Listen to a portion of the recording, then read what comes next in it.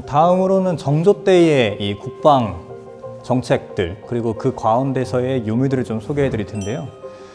정조 때의 이 국방 정책에 있어서 가장 중요한 부분은 바로 이 기존에 있었던 전술 체제를 좀 하나로 통합했다라는 것인데요.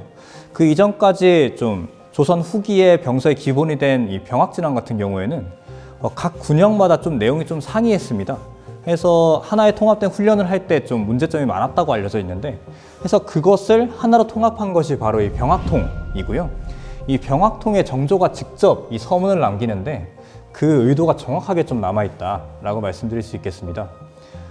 이후에도 또 이 장룡령을 새로 설립하면서 장룡령에서 찍어낸 병학진함을 만드는데, 그것도 기존의 이 병서들에 나와 있는 내용들을 좀 종합한 병학진함이다라고 말씀드릴 수 있겠고, 실제로 현존하는 병학진함에서 가장 많은 게 이 장룡령본 병학진함입니다.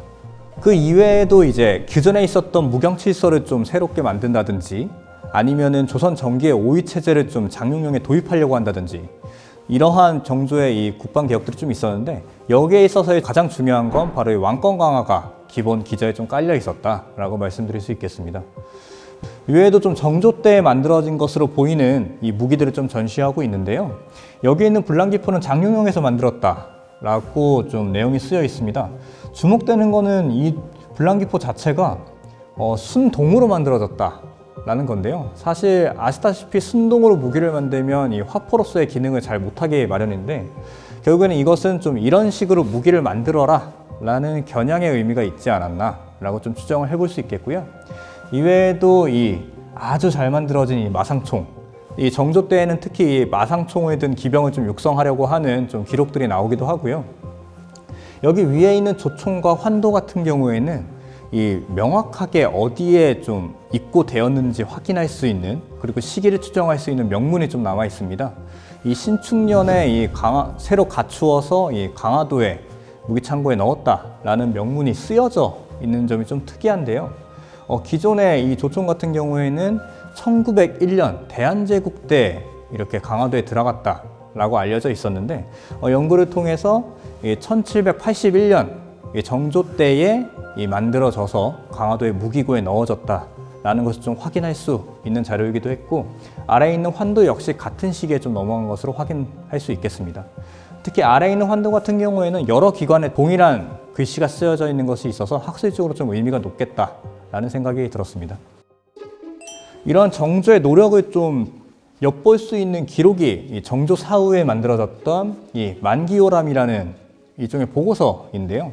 이 책에는 조선시대 중앙군이 보유하고 있었던 군기, 그 중에서도 화기의 이 내용들이 잘 남아 있습니다.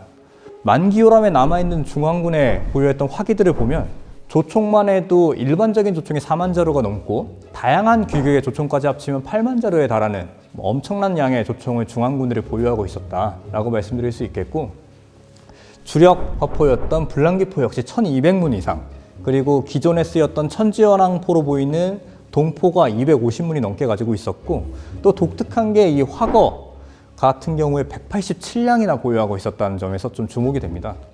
또 재밌는 게 이 영조 때에 이 홍위포를 2문 훈련도감에서 만들었다라고 알려져 있는데요.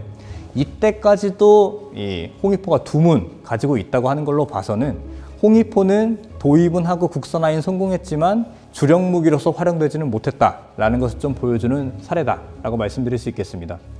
물론 이렇게 많은 화약 무기를 중앙군이 보유하고 운영했다는 점에 있어서는 좀 지속적으로 발전해오는 조선 화약 무기의 좀 정점과 같은 모습을 볼 수 있겠습니다만, 이런 것들이 세계사, 그러니까 세계적인 측면에서 보면은 명백한 차이를 보이고 있다. 유럽에 대해서는 큰 차이를 이미 격차가 보여주고 있다는 점에서 한계를 이미 보이고 있다라고 볼 수도 있겠고, 이런 조선 화약 무기의 한계점을 보여주는 것이 바로 이 직후에 벌어지는 홍경래의 난.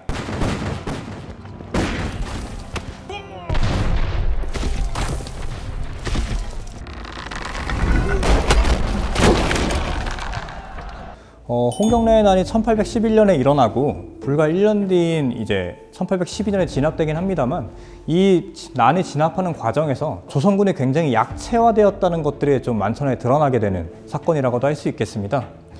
특히 마지막 전투인 정주정 전투에서 조선군은 동원할 수 있는 활기들을 굉장히 좀 모아서 공성을 벌이게 되는데요. 결국에는 화기 전력만으로 성을 넘어서지를 못하게 됩니다. 그 과정에서 물론 이 홍경래군을 화기로 격퇴하는 모습도 보이고 많은 전과를 거뒀습니다만 결국에는 공성전에 있어서 이 화기의 위력이 굉장히 좀 떨어지는 모습을 보이게 되는데요. 그것은 조선의 이 화기 발전 자체가 공성의 목적을 두고 있다기보다는 이 수성의 목적을 두고 있기 때문이라고 말씀드릴 수 있겠고, 그것은 앞서서 이 17세기 이후에 병서의 발전에 있어서 이 조선군이 선택한 전략, 즉 화기 전력을 바탕으로 수성전을 벌인다라는 것과도 맞닿아 있다라고 말씀드릴 수 있겠습니다. 이것은 또 달리 말하면 불랑기포라는 소형 화기가 이 주력 화기로 활용된 것과도 같이 좀 맥을 하고 있다라고 말씀드릴 수 있겠고요. 어쨌든 정주성 전투에서 조선군은 이 화기 전력만으로 이 성을 넘지를 못했고, 마지막에 결국에는 이 화약 1700근을 땅에 묻고 그것을 폭발시킴으로써 난해에 진압하게 됩니다. 여기 있는 유물들이 이제 당시의 모습을 보여주는 유물들이라고 할 수 있겠고요. 기록에 보면 이런 대왕굴을 활용해서 성척 일부를 부쉈다라고 하고 있고, 당시의 모습을 좀 회화로 자세하게 남긴 이 홍경래 진도 같은 경우도 이 당대의 조선군의 무장의 모습을 좀 보여주는 중요한 자료라고 할 수 있겠습니다. 이렇게 많은 한계점을 좀 보이고 있는 홍경래의 난에서의 조선군의 모습입니다만, 어쨌든 당시까지는 이러한 화약 무기를 주력으로 대규모로 이용해서 좀 군사작전을 벌일 수 있었다라는 것을 보여주는 사건이기 때문에 중요한 이 군사적 사건이다라고 말씀드릴 수 있겠습니다. 이러한 화기 개발은 홍경래의 난 이후에도 지속은 됩니다. 홍경래의 난 당시에 최고 책임자였던 훈련대장 박종경이 당시에 조선군이 약체화된 모습을 좀 걱정하면서 융원필비라는 책을 남기고 당시에 이제 다양한 화기들, 새로운 화기라든지 아니면 기존의 화기들을 개량하려는 모습을 좀 보이고 있고요. 이러한 양상 속에서 좀 주목되는 게 조선 후기에 이제 화거가 굉장히 좀 널리 사용되었다라는 점입니다. 여기 뒤에 보이는 화거가 앞서 말씀드렸던 박종경이 쓴 융원필비에 나와 있는 융원필비 화거를 좀 재현한 모습인데요. 사실 화거라고 하면 저희 일반적으로는 문종 때 만든 문종화거, 신기전기 화거를 많이 떠올리기 마련인데, 사실 화거라는 자체의 무기는 탑재되는 무기에 따라서 좀 위력이나 성격이 달라지는 플랫폼과 같은 역할을 했다고 보시면 되겠고, 시대에 따라서 다양한 무기들이 좀 탑재되는 양상을 보입니다. 이 화거에는 여기에 있는 십연자총이라고 하는 이 무기가 5개가 실려서 총 50발의 총알을 발사할 수 있는 이 화거로서 활용이 됐고요. 또 이 같은 책인 융원필비에 나와 있는 이 목화수거라고 하는 호랑이가 이렇게 앉아있는 형태의 독특한 화거는 이 오연자총이라고 하는 화기가 3개가 실려서 15발을 한 번에 쏠 수 있는 화기로 좀 운영이 되었습니다.